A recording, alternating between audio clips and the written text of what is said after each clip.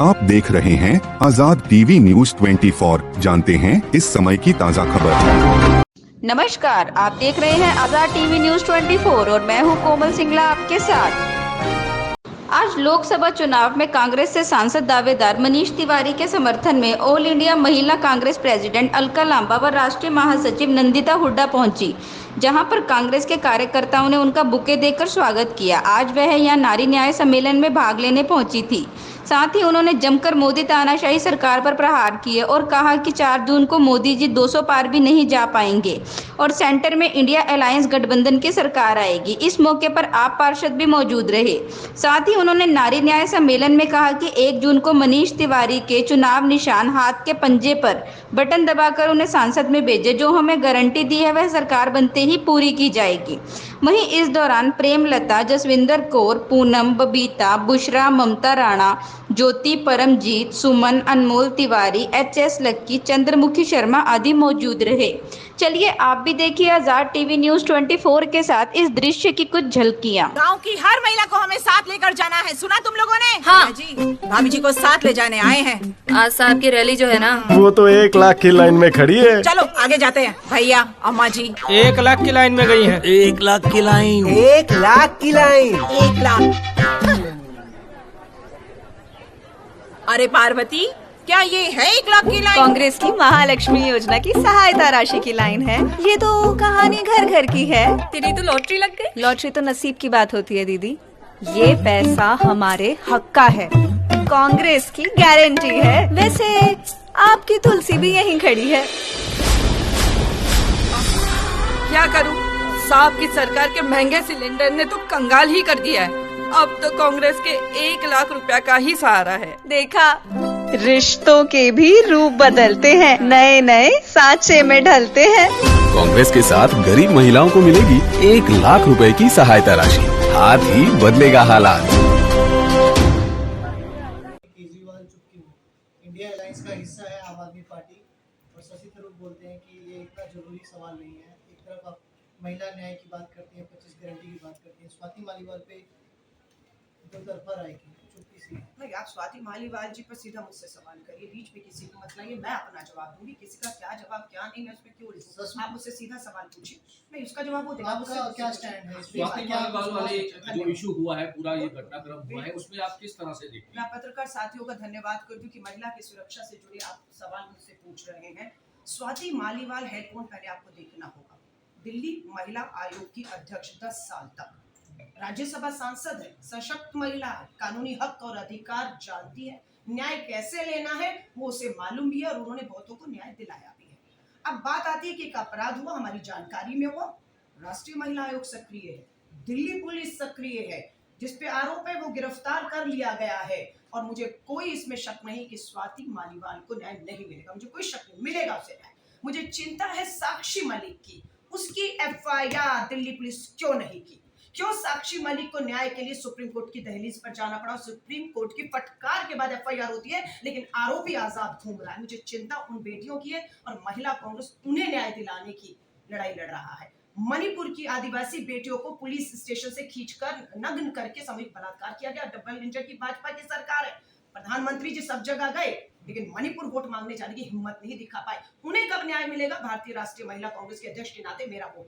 बिल्किस बानो के 11 बलात्कारियों को रिहा करने का दोष का धब्बा, काला धब्बा प्रधानमंत्री जी आपके ऊपर है, क्योंकि आपकी सरकार और आपने रिहा किया।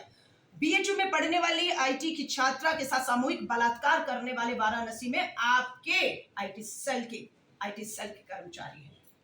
संदीप सिंह हरियाणा में मंत्री कैसे बना हुआ है? यौन उत्पीड़न के गंभीर आरोप हैं उसके ऊपर। तो हमारी चिंता है कि जो बेटियां लगातार लड़ रही हैं, FIR नहीं हो रही, सुप्रीम कोर्ट जाना पड़ रहा है, अपराधी सरेआम टिकटें लेकर घूम रहा है, वोट मांग रहे हैं प्रधानमंत्री जी। प्रज्वल रेवन्ना कर्नाटका का मास रेपिस्ट, हासन सीट से सांसद, मोदी जी ने टिकट दिया, चुनाव प्रचार प्रसार किया, आज वो देश छोड़कर क्यों भागा हुआ है? क्यों प्रज्वल रेवन्ना मास रेपिस्ट को 1000 बेटियों का बलात्कार किया, यौन उत्पीड़न किए, वीडियो बनाए 3000, कर्नाटक में घूम रहे हैं, और प्रधानमंत्री मोदी जी प्रचार में घूम रहे हैं, और प्रज्वल रेवन्ना जर्मनी से कब लाएंगे? तो आप स्वाति मालीवाल की बात करते हैं, मैं इन बेटियों की बात करती हूँ। भारतीय राष्ट्रीय महिला कांग्रेस की जरूरत जो है उनकी आवाज बनने की इन बेटियों को है, जिसकी लड़ाई हम लड़ेंगे। स्वाति मालीवाल को न्याय मिल जाएगा, मुझे पूरा, क्योंकि महिला आयोग देखिए इन सब मामलों में एक लेटर नहीं लिखा। हम तो राष्ट्रपति जी तक चले गए, महिला आयोग के दफ्तर पर हमारा पूरा डेलीगेशन गया कि महिला आयोग की राष्ट्रीय अध्यक्ष आप प्रज्वल रेवन्ना पर खामोश क्यों हैं?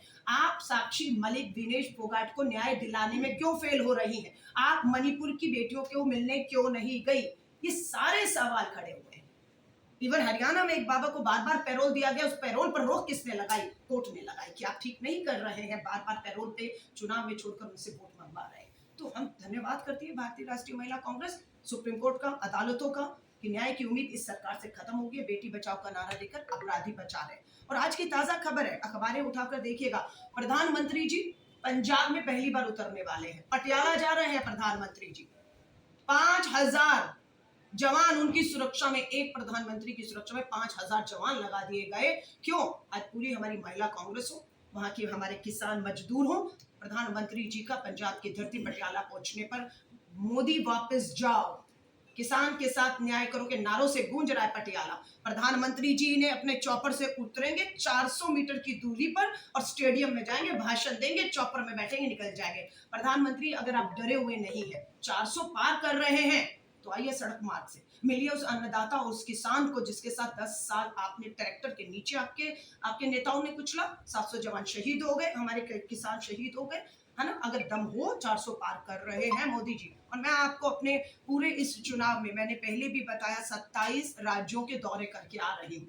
चुनावी जनसभाएं लगातार, हरियाणा 3 दिन का दौरा, अब यहाँ पर हूँ और कल से पंजाब हूँ। मैं आपको लिख कर दे रही हूँ, कोई 400 सीटें पार नहीं हो रही भाजपा की। 200 सीटों से कम पर भाजपा निपटने वाली है। हार रही है भाजपा पूरी तरह से, और इसको हराने में देश के जवान जो सरहद पे खड़े, अग्निपथ भर्ती योजना थोपी गई, उनके ऊपर थोपी गई। किसान, आधी आबादी, बेरोजगार युवा, ये भाजपा का ये 400 का विजय का जो रथ है, जुमला, इसे रोकने जा रहे हैं। और मैं आपको फिर कह रही हूँ, सिर्फ हमें चिंता है तो मुख्य चुनाव आयुक्त की निष्पक्षता और पारदर्शिता पर सुप्रीम कोर्ट ने भी सवाल खड़े कर दिए। और ये लोकतंत्र में कोई अगर खामोश बैठा हुआ है तो वो मात्र अकेली भाजपा की सरकार, प्रधानमंत्री और भाजपा चुप बैठी हुई है, क्योंकि इस सारे खेल के पीछे आंकड़े समय पर जारी ना करना, और जो एक्चुअल वोटिंग हुई है उससे आज के जो आंकड़े इतने दिनों के बाद जारी किए जा रहे हैं, उसमें पता लगता है 1,07,00,000 मतदाता कहां से आ गए, कैसे मतदान प्रतिशत इतना बढ़ा हुआ दिखा रहे हैं। और उन्होंने कह दिया हर बूथ की जानकारी। सुप्रीम कोर्ट ने एक तारीख, मेरे ख्याल से जो मुझे याद है, 25 मई तय की है कि 25 मई तक चुनाव आयोग को एक बूथ पर पड़े वोट की जानकारी को मुख्य चुनाव आयोग, हमारे मुख्य न्यायाधीशों को सौंपना है और उसको सार्वजनिक करना है। ये लोकतंत्र की लड़ाई भी हम चंडीगढ़ के मेयर के चुनाव SBI इलेक्टोरल बॉन्ड की तरह जीतने जा रहे हैं, और ये जीत लोकतंत्र की। कल पंचकूला में राहुल गांधी जी बचपन से लेके अपने इस उम्र तक सारा सिस्टम देखा कि ये सिस्टम कैसे काम करता है, किन के लिए बना है। इस बयान पे प्रधानमंत्री नरेंद्र मोदी ने कहा कि कल शहजादे के मुंह से सच्चाई सामने आ गई कि कैसे इस सिस्टम ने देश के गरीबों के साथ अन्याय किया। देखिए, आप याद करिएगा, राहुल गांधी जी जब से राष्ट्रीय महासचिव बने हैं, सिर्फ महासचिव और एक चुने हुए सांसद हैं। 33 साल हो गए राजीव गांधी जी उस परिवार, गांधी परिवार से अंतिम ऐसे नेता रहे जो प्रधानमंत्री बने और शहीद हो गए, आज भारत रत्न।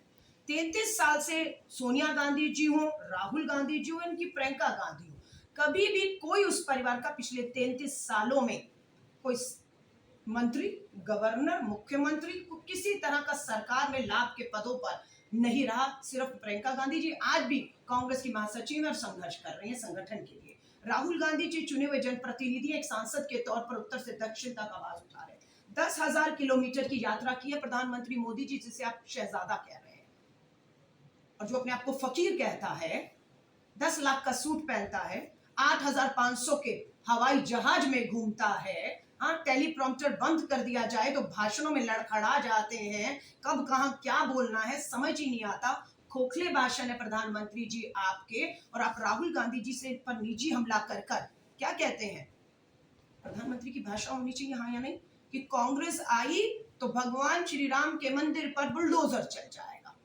ये भाषा प्रधानमंत्री की होनी चाहिए। देश के अल्पसंख्यक है, मुस्लिम हो या सिख हो, आप क्या कहते हैं कि मुसलमान इस देश में घुसपैठिए हैं, बहनों तुम्हारे मंगलसूत्र को खतरा है। कांग्रेस आई तो तुम्हारी सारी संपत्ति, और कल तो यहां तक पहुंच गए कि कांग्रेस आई तो तुम्हारा राशन बंद कर देगी, कांग्रेस आई तो आपकी बिजली की तारें काट देगी, कांग्रेस आई तो नल के बटन बंद करके, टूटी बंद करके आपके घरों का पानी बंद कर देगी। ये खोखले भाषण एक डरे हुए तानाशाह के हो सकते हैं। हम शहजादे हैं या नहीं राहुल गांधी, लेकिन देश की सत्ता पर एक तानाशाह अपने पूंजीपति मित्रों के धन और बल पर सत्ता का दुरुपयोग करके सीधा लाभ मात्र उन्हें पहुंचा रहा है, और वो लाभ हम उस तानाशाह से सत्ता छीन कर देश के जवान, देश के किसान और आधी आबादी गरीब मजदूर तक पहुंचाने जा रहे हैं। एक कोलकाता हाईकोर्ट की एक वर्डिक्ट आई है जिसमें बोला गया है कि 2010 के बाद जितने भी ओबीसी के सर्टिफिकेट्स हैं जो इशू किए गए उनको स्क्रैप कर दिया जाएगा।